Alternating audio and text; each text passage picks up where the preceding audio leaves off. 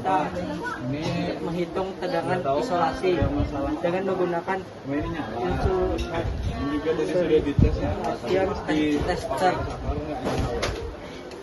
Pertama, kita nyalakan.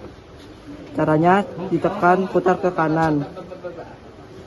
Setelah itu pastikan MCB mati.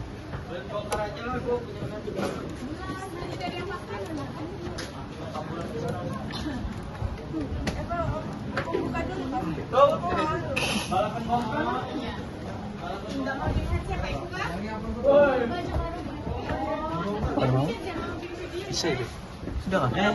Tekan-tekan. Sudah. Yang kecil aja kan? Nanti kecil.